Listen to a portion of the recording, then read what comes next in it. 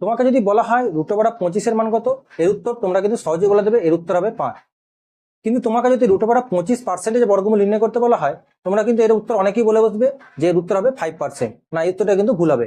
আজকের ভিডিওতে আমরা শতকরা ও বর্গমূল একত্রে কিভাবে নির্ণয় করবে সে বিষয়ে আলোচনা করব। দেখো, অঙ্কটা কি দিয়েছে, √25%। তার আগে তোমাকে √25 মানটা নির্ণয় করতে হবে। √25 মান তোমরা নিশ্চয়ই জানো কত হয়, 5 হয়।